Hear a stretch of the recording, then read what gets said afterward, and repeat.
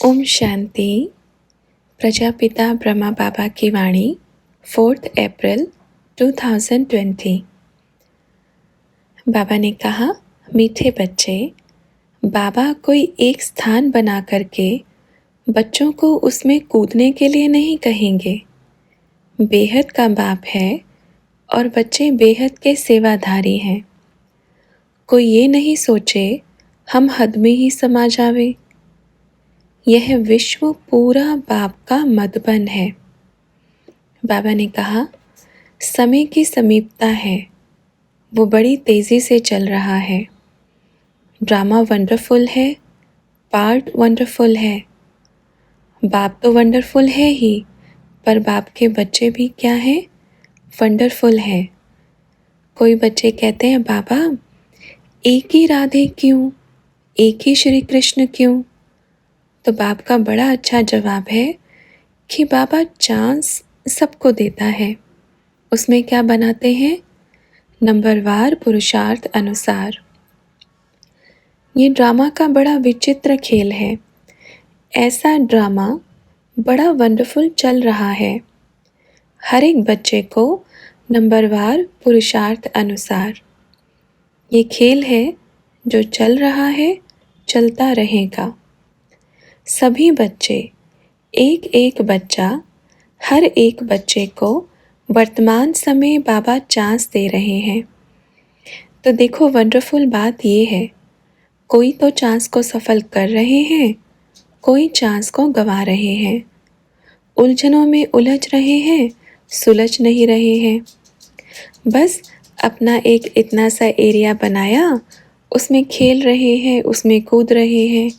सोचते हैं बस यही तो दुनिया है, यही तो मेरा संसार है, इसी के ही बीच में मैं रहने वाला हूँ, रहने वाली हूँ।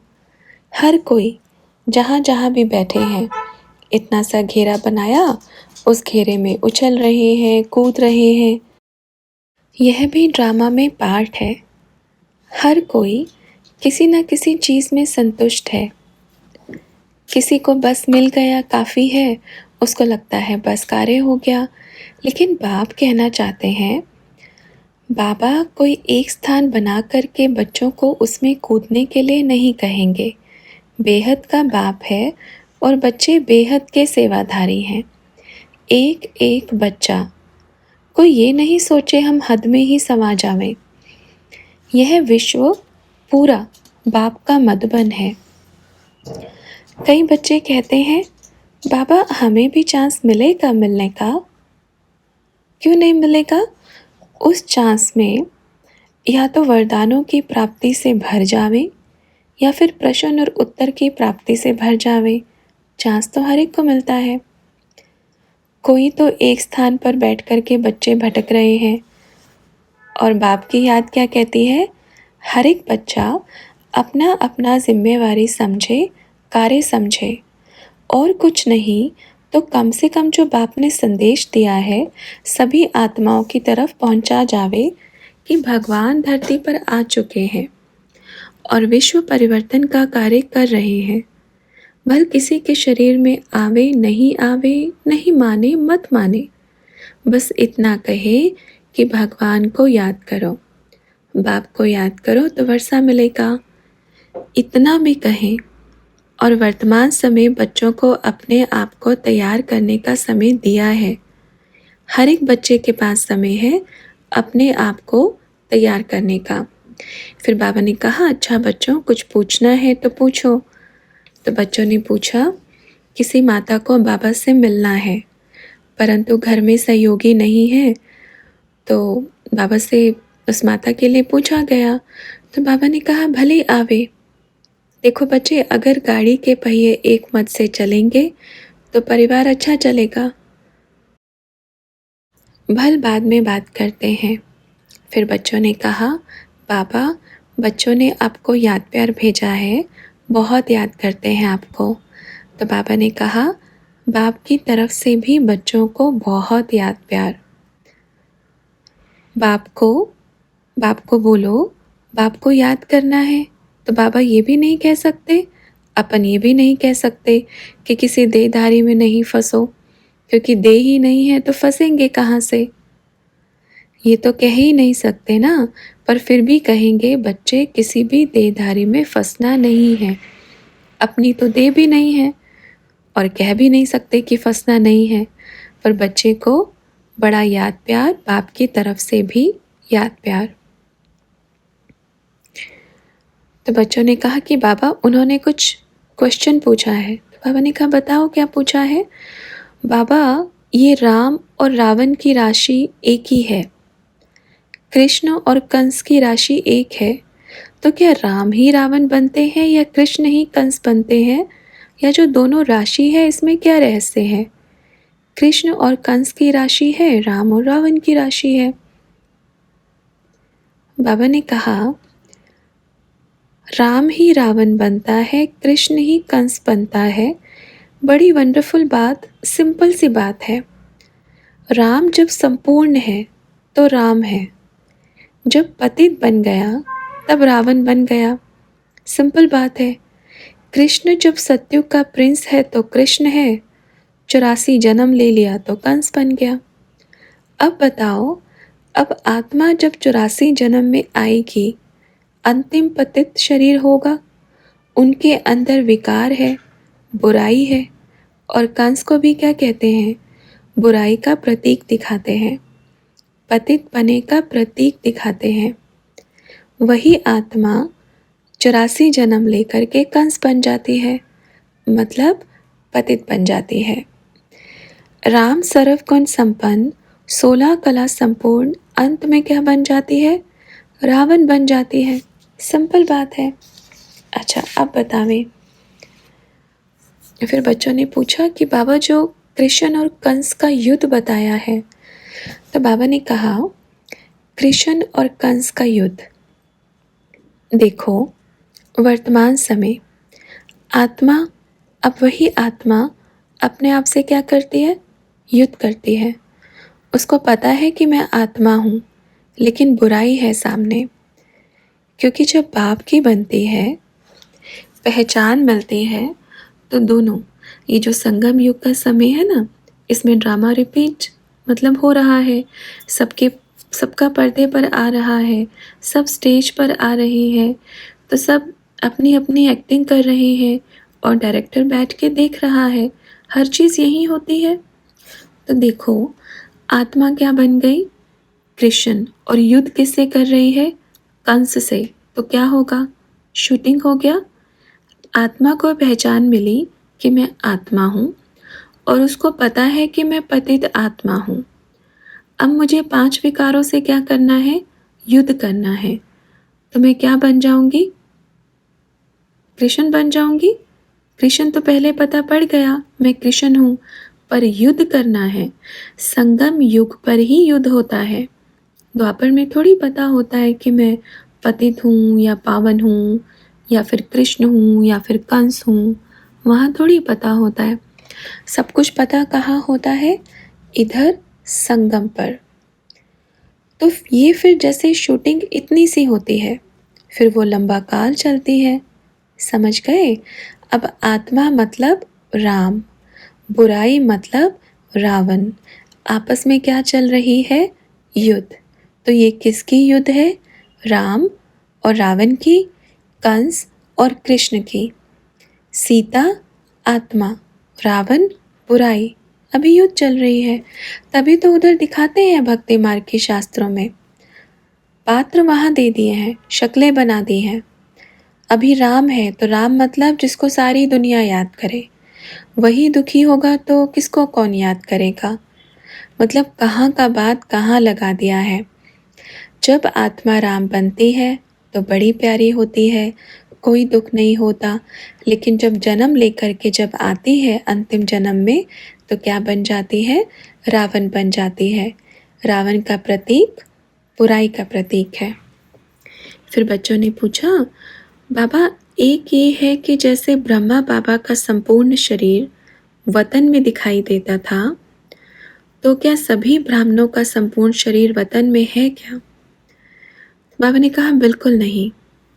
आत्माएं सब अपना साथ में लेकर घूमती हैं। संपूर्ण शरीर मतलब क्या, ब्रह्मा के द्वारा क्या? बच्चों ने कहा स्थापना। तो बाबा ने कहा अब अपन और वो दोनों अलग अलग हैं। अलग अलग मतलब क्या? 3 देवताओं की रचना है, ब्रह्मा, विष्णु, शंकर। ठीक है, ऐसे थोड़ी कहेंगे कि जितनी भी आत्मा को उधर, अगर होता तो गायन किसका होता? सबका होता। अगर सबका संपूर्ण शरीर वतन में होता तो गायन सबका होता। ऐसा क्यों नहीं है? क्योंकि हम तो बाद में बने, सृष्टि में आए, बाप ने जब प्रवेश किया तब ब्राह्मण बने, ब्रह्मा बने। उससे पहले तो संपूर्ण वतन में बैठ गया।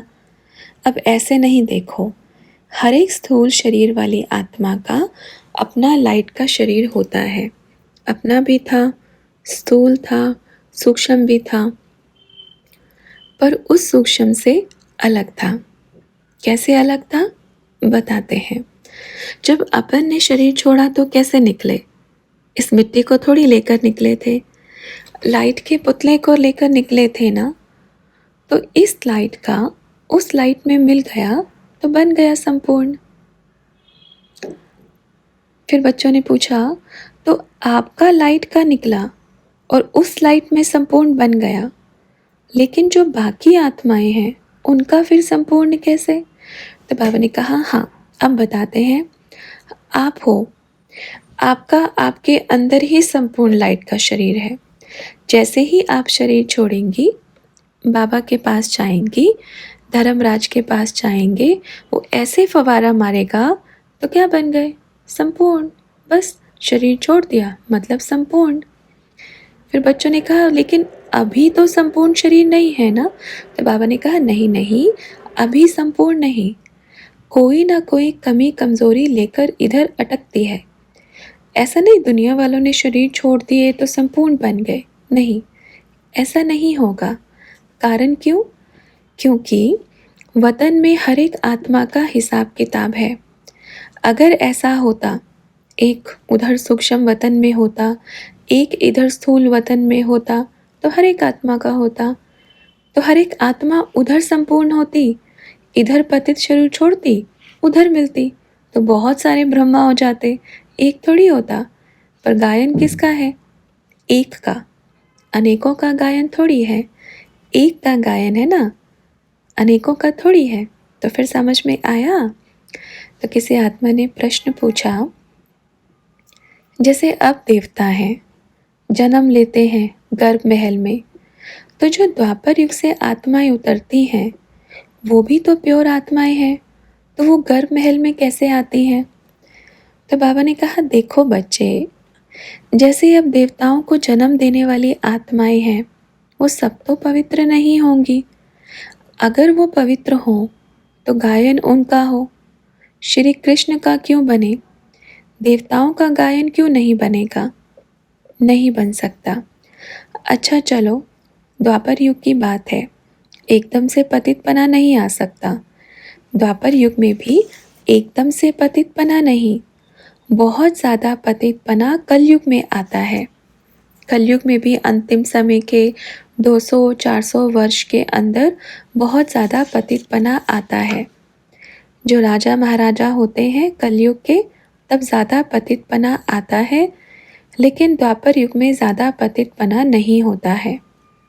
तो उतना जो आत्मा ऊपर से आती है वो ज़्यादा दुख भोगती नहीं, उनके लिए महल ही होता है। अच्छा, और पूछो।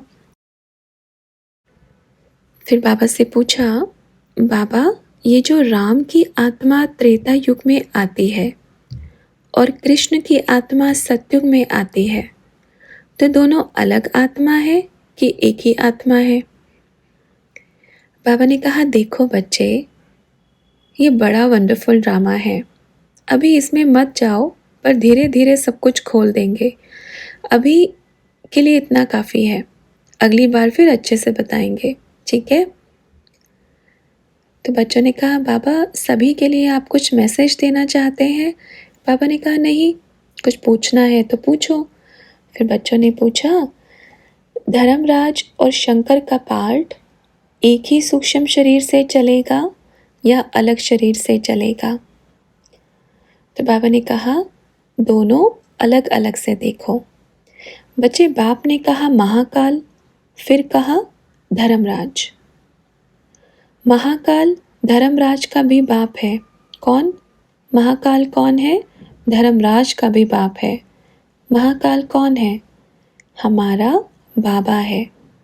एक रूप बाप है, दूसरा रूप महाकाल है, तो दोनों पार्ट अलग अलग हैं। अपन और वो सूक्ष्म वतन वाला ब्रह्मा जब मिलते हैं तो धर्मराज है। शंकर और शिव जब मिलते हैं तो महाकाल है। समझ गए? फिर से रिपीट करते हैं। ब्रह्मा बाबा ने कहा अपन और वो सूक्ष्म वतन वाला ब्रह्मा जब मिलते हैं तो धर्मराज है। शंकर और शिव जब मिलते हैं तो महाकाल है। फिर बाबा से अगला प्रश्न किया, कृष्ण को जन्म देने वाली जगदम्बा है तो श्री कृष्ण को जन्म देने वाला पिता कौन होगा? जगत पिता का क्या रोल होगा कृष्ण के जन्म के समय? बाबा ने कहा सबसे पहली बात बताते हैं, जन्म देने वाली का ही गायन है, पिता का नहीं। देखो बच्चे, पिता मतलब कौन? शिव पिता। एक विश्व में एक ही ऐसा बच्चा है जिसका पिता शिव है, बाकी सब देहधारी, बाकी सब देवी देवताओं के बच्चे होंगे। एक श्री कृष्ण है जो शिव का बच्चा होगा। समझ गए? डायरेक्ट परमात्मा की संतान है, इसलिए तो गायन है। उसके बाद वो क्यों है? क्योंकि वो नेक्स्ट टू गॉड क्यों बोलते हैं? क्योंकि वो उसकी संतान है। बाकी सब देवी देवताओं की है। बाकी सब किसकी है? देवी देवताओं की है। एक ही नेक्स्ट टू गॉड है जो शिव का है। समझे? और कुछ पूछो? तो बच्चों ने पूछा, लास्ट में जब दादी के तन में शिव बाबा आते थे, गुलजार दादी के तन में, तो आवाज़ एकदम दादी का नेचुरल आवाज़ रहता था, वो वाली आवाज़ नहीं रहती थी। बाबा ने कहा हाँ बच्चे, वो संकेत था कि बाबा रथ चेंज करने वाला भी है। और दूसरी बात, उस समय संपूर्ण रूप से बाबा, संपूर्ण रूप से कहेंगे नहीं आते थे। बाप की शक्तियाँ बड़ी पावर थी। दूसरी बात, इसमें एक और पॉइंट आता है कि लंबे समय तक बाबा आते आते एक बाजा बजाएंगे तो धीरे धीरे दोनों आत्मा की आवाज़ एक ही हो जाती है, परमात्मा की और शरीर आत्मा की आवाज़। क्योंकि लंबे समय से उस बाजे को बजाया है तो धीरे धीरे वही आवाज़ निकलने लगता है, और वो लास्ट का संकेत था कि अभी बाबा बाय बाय करने वाले हैं। इसलिए समझ में आ गया? तो बच्चों ने कहा हाँ बाबा समझ में आ गया, बिल्कुल क्लियर। तो बाबा ने कहा अच्छा और पूछो। फिर बच्चों ने पूछा, साकार के आए हुए बाबा से सभी बच्चे विश्व की कितनी आत्माएं लगभग मिलेंगी? 9 लाख या सभी 16,108 या 108? तो बाबा ने कहा कब? वर्तमान समय? तो बच्चों ने कहा बाबा आपसे। बाबा ने कहा अपन से तो भाई सब तो नहीं कहेंगे, सबका पार्ट नहीं है। जो 33 करोड़ है उन पर शिव बाबा की दृष्टि पड़ेगी। सत्युगी वाले हैं वो धीरे धीरे मेजोरिटी पर मिलेंगे, क्योंकि राज्य है ना, राज्य चलाना है ना, तो प्यारे प्यारे तो मिलेंगे ही ना। अब ये नहीं सोचो जो बन गए, जो मिल गए वही वापस मिलेंगे, उसमें सब मिक्स होके आएंगे। 33 करोड़ पे शिव बाबा की दृष्टि पड़ेगी और आपसे कम मिलेंगे, मतलब 9 लाख के अंदर। तो बच्चों ने कहा बाबा ये मुख्य चित्र 4 हैं, त्रिमूर्ति, लक्ष्मी नारायण, झाड़, गोला। ये जो बाबा ने साक्षात्कार करा के 4 मुख्य चित्र बनवाए थे, उसमें क्या क्या गहरे राज की बातें हैं? बाबा ने कहा देखो बच्चे, इसमें चारों ही गहरे हैं। अब इसमें से पूछेंगे ये गहरा ये नहीं है तो वो नहीं, उसमें सब गहरे हैं। त्रिमूर्ति, इसमें 2 मूर्ति का गायन नहीं है, त्रिमूर्ति का गायन है, ब्रह्मा, विष्णु, शंकर। पहले वही है फर्स्ट में, क्योंकि सबसे पहले कौन सा वतन बना? सूक्ष्म वतन। तो गायन सबसे पहले किसका है? सूक्ष्म वतन वासियों का ही रहेगा। सृष्टि पे आ जाओ, फिर त्रिमूर्ति से उससे भी टैली करते रहो। त्रिमूर्ति मतलब भगवान दो नेत्री नहीं है, त्रिनेत्री है। मूर्ति मतलब वो तीनों मूर्तियाँ जो विश्व में अपने आप प्रत्यक्ष हो जाएंगी। वो तीन मूर्ति भी, ये तीन मूर्ति भी, वो भी। ये भी बड़े बच्चे उलझे हुए हैं, पर सुलझने का टाइम आ गया है। पर ऐसा नहीं एक बार पेट नहीं भरेगा, एक बार में भर गया। धीरे धीरे खिलाएंगे और थोड़ा थोड़ा हजम होना चाहिए। दूसरा चित्र कौन सा बताया? लक्ष्मी नारायण का। अच्छा है, उसमें जो लिखत में था ना बड़ा रहस्य, उस समय साक्षात्कार में बड़े बड़े रहस्य खोलते गए। पेज कम पड़ गया लिखने के लिए, पर रहस्य कम नहीं पड़े। हाँ, कभी कभी सोचते थे ये भी लिखें इससे भी खुलेगा बुद्धि, ये भी लिखें इससे भी खुलेगा बुद्धि। पर बाबा ने कहा छोटा बनाओ, तो छोटा बनाया। अब तो बिल्कुल छोटा बना दिया। अब तो सिर्फ शक्ल ही दिखाते हैं, लिखित में कुछ भी नहीं है। शक्ल दिखा दी है, लिखित ख़त्म कर दिया है। सब ओरिजिनल सामान बंद कर दिया है। अब ये भी नहीं कह सकते डुप्लीकेट है। दोनों में कन्फ्यूजन है, कुछ तो है। चलो हाँ, तो ज़्यादा नहीं, थोड़ा तो है, कुछ तो है। चित्र रह गए, वृक्ष, कल्प वृक्ष, झाड़ का सिंपल है। उस समय बाबा ने झाड़ का भी बड़ा रहस्य खोला, बड़े वंडरफुल रहस्य खोले। साक्षात्कार में जब जाते थे, झाड़ की एक एक टाल टालियों के रहस्य खोलते थे बाबा। लिखते थे ये आत्मा, वो आत्मा, ये बड़ा वंडरफुल है, ये मुख्य चित्र है, क्योंकि इन्हीं में ही सारा ज्ञान समाया हुआ है। ये जो चित्र हैं, ये रहस्य से भरे हुए चित्र हैं। पर क्या है ना, आजकल बच्चों को भी समय नहीं है पढ़ने लिखने का, अपने में भी रहते हैं। लेकिन अब सबको पढ़ने लिखने का समय आ गया है। बहुत बिजी होते थे, अब पढ़ने लिखने का समय आ गया है। अब ऐसा ही चित्र निकलेगा, ओरिजिनल निकलेगा। और बच्चे, गोला मतलब क्या? एक तो गोला सृष्टि का गोला, एक पूरा ये गोला, गोल गोल, बाबा भी गोल गोल, सृष्टि भी गोल गोल, आत्मा भी क्या? गोल गोल। आत्मा कैसी है? गोल गोल। गोले के चित्र का बड़ा रहस्य है। 4 भाग करके स्वास्तिका बनाया, वो भी बड़ा अच्छा चित्र है। हर एक की बुद्धि उसमें खुल जाती है। ध्यान से देखें, उसमें लिखत होनी चाहिए। जो पहले लिखत होती थी, अब कहीं लिखत नहीं है। घड़ी दिखा दी है, टिक टिक चलती है, बस छुट्टी। देखो, पहले वो लिखें। अगर पहले से मार्गदर्शन दे दें तो बुद्धि कैसे चलेगी? क्योंकि बच्चों ने बाबा से पूछा था कि 4 चित्रों का गहरा राज जानना चाहते हैं, तो उसमें करेक्शन करके लिखेंगे जो आप मार्गदर्शन देंगे। तो बाबा ने कहा मार्गदर्शन देने से पहले आप लिखें, नहीं तो बुद्धि कैसे चलेगी? पहले बता दिया आपके पेपर में यही आने वाला है, तो आपकी बुद्धि क्या है? फिर कुछ नहीं। तो बच्चों को कहना अपनी बुद्धि से लिखें, करेक्शन बाप करेगा। बच्चे बुद्धि चलानी है ना, ऐसे थोड़ी हर बात में बाबा ये रोटी खाऊं। नहीं बच्चे, आपको पता है रोटी खाने से क्या होगा, पानी पीने से क्या होगा, तो बाद में बताएंगे फिर इसका फ़ायदा और नुकसान क्या होगा। ठीक है, बच्चे से कहना बुद्धि चलाओ, जितना लिखना है लिख दो, फिर बाप को दिखाओ। ठीक है ना? देखो बच्चे, वंडरफुल पार्ट है, ये भी ड्रामा में है। हर एक आत्मा अपना अपना पार्ट बजा रही है, पर पार्ट बजाते बजाते भूल गई कि डायरेक्टर देख रहा है। पार्ट बजाते बजाते आत्माएं भूल गई कि डायरेक्टर ने क्या क्या रोल दिया था। डायरेक्टर ने कहा था सत्युग बनाना है, पर एक्टर ने अपना बुद्धि चलाया तो कुछ और बना दिया। हाँ भाई, अपन ने अपना बुद्धि कभी नहीं चलाया। अच्छा, तो ब्रह्मा बाबा से बच्चों की मीठी मीठी रूरिहान अभी आगे और भी है, जो हम इसी मुरली के सेकंड पार्ट में करेंगे। ओम शांति।